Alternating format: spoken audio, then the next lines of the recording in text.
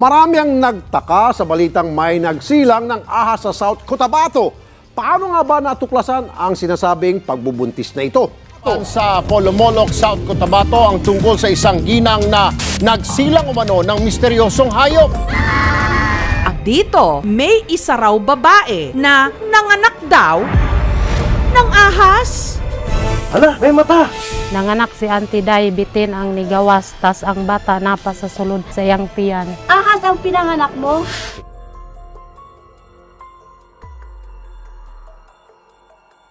Isang babae sa Davao Occidental nanganak ng ahas. Ang kontrobersyal na kwento ng babaeng ito ay nai-feature pa sa isang sikat na programa sa telebisyon. Hindi ito ang kauna-unahang beses na may napabalitang isang babae na nagsilang di umano ng ahas dito sa Pilipinas. Sa katunayan, naitampok na rin natin sa mga nakalipas na video ang isa pang kwento ng babae naman mula sa Polomolok, South Cotabato na nagsilang din daw ng ahas. Halina't ating talakayin ang buong kwento sa video na ito. Ako po si Royce and welcome sa Kien Thoughts. Kung hilig mo ang mga ganitong uri ng videos, mag-like at mag-subscribe para lagi kang updated sa ating mga susunod na upload.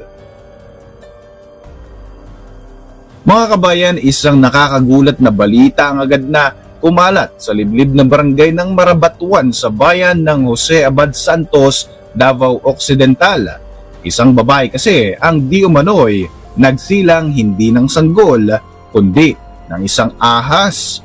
Kwento ni Sheila, noong October 2023, sinubukan niyang gumamit ng pregnancy test dahil nakaramdam siya ng madalas na pagkahilo at pagsusuka. Positive ang naging result nito kaya naman masayang-masaya silang mag-asawa. Gayunpaman, 4 na buwan pa lamang siyang nagdadalang tao ay lagi na nga raw siyang nakakaramdam ng pananakit ng kanyang tiyan. Hanggang sa isang gabi, sinasabing nagsilang si Sheila ng isang ahas. Ayon sa kwento ng mga nakasaksi at ng mismong kinakasama ni Sheila na si Mario, kitang-kita nila ang mahabang nilalang na kulay yellow-green. Mayroong mga mata at may ulo ang nilalang na ito na iniluwal ng babae.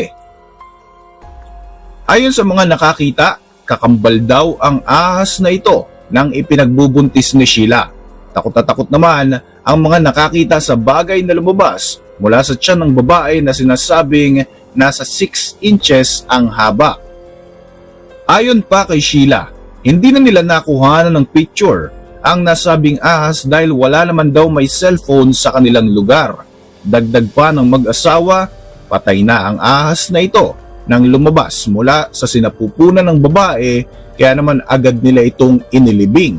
Pero bago nga ito ibaon sa lupa, ipinakita muna nila ang nasabing ahas sa kanilang mga kaanak at mga kapitbahay para mayroon daw silang witness. Mayroong mga naniniwala na ang kambal ahas ay may kaakibat na swerte. Ayon sa mga eksperto, isa sa mga bansa na naka-impluwensya sa Pilipinas ay ang India, kung saan dinala nila sa mga Pilipino ang Hinduism. Naniniwala sila na ang ahas ay nagdadala ng swerte. Nagdudulot din ito ng fertility and prosperity at may positibo silang pagtingin sa mga ahas. Makalipas naman ang 1 linggo, matapos ang di umano'y panganganak ng ahas ni Sheila, nakakaramdam pa rin siya ng pananakit sa kanyang tiyan. Sa tulong ng isang sikat na programa, dinala siya sa isang ospital sa Davao City upang makapagpatingin. Dito ay napag-alaman na hindi pala talaga buntis ang babae, kundi mayroon itong bukol sa kanyang ovaryo.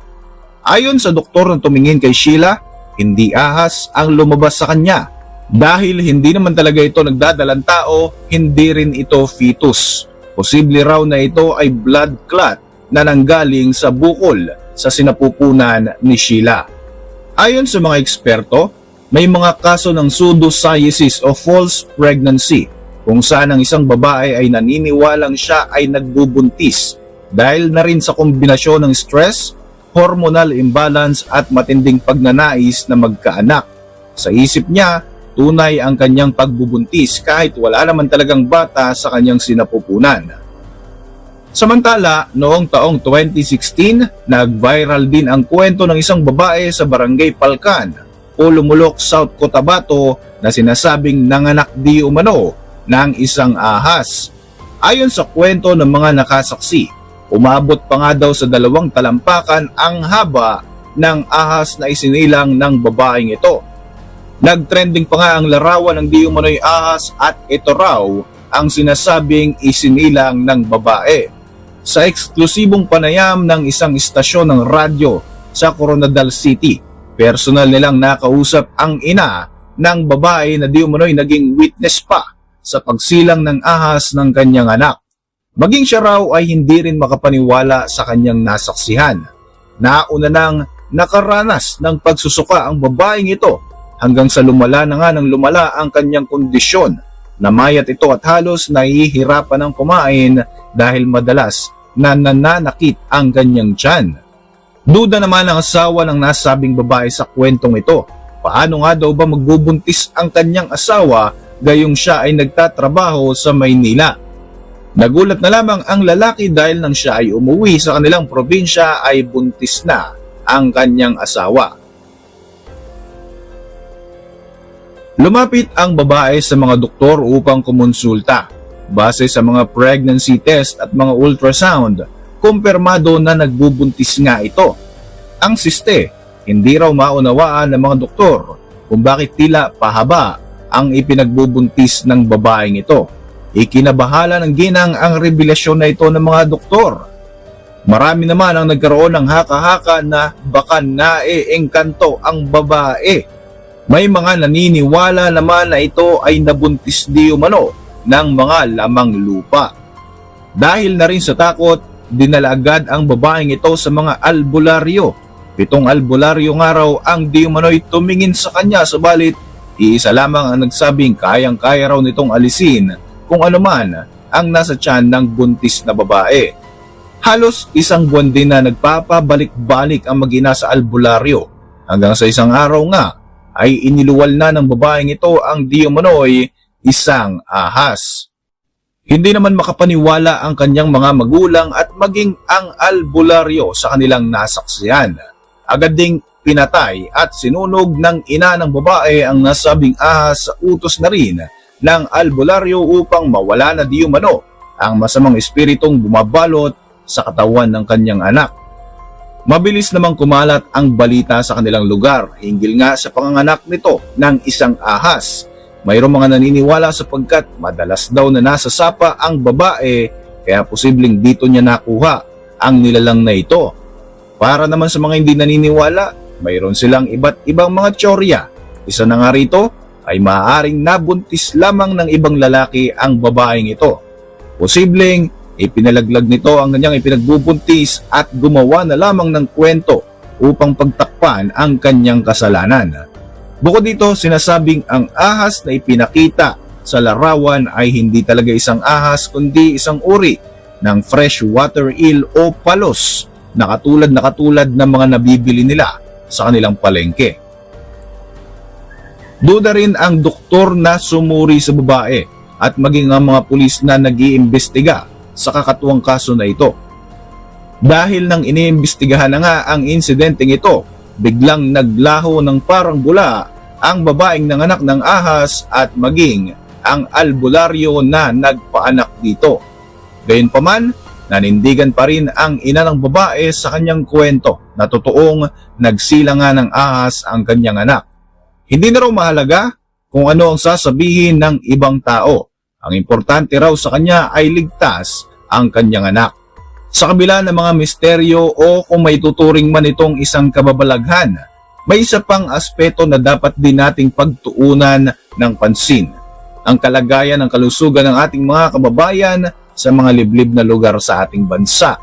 Sa bayan ng Jose Abad Santos at maging sa kaso ng babae sa Pulumulok, South Cotabato, maraming lugar ang walang sapat na doktor o mga ospital. Kung nagkakasakit, kadalasan ay huli na bago makarating sa mga medical center. Maraming tao pa rin ang umaasa sa mga albularyo, dasal at mga pamahiin. Kaya't kapag may mga kakaibang nangyayari, madali itong nagiging himala o kababalaghan sa mata ng maraming tao. Hanggang ngayon, walang medikal na patunay na may babaeng nanganak ng ahas. Ayon sa mga eksperto, imposible itong mangyari. Ngunit ang kwento ng babaeng ito ay nagbigay sa atin ng mahalagang aral. Sa panahon ng takot at kawalan ng tamang impormasyon, ang kwento ay nagiging alamat. At ang alamat, kapag inuulit-ulit ay nagiging katotohanan sa isipan ng marami. Kaya't mahalagang maging mapanuri tayo. Hindi lahat ng nakikita o naririnig ay totoo. At higit sa lahat, dapat nating palawakin ang ating kaalaman sa agham, medisina at katotohanan. Para sa inyong mga reaksyon, mag-iwan lang ng komento sa ibaba ng video na ito. At para manatiling updated sa ating mga susunod na upload, siguruhing mag-subscribe. I-like mo na rin ang ating mga videos bilang suporta. Muli, ako po si Royzy at maraming salamat sa patuloy na pagsubaybay sa ating channel.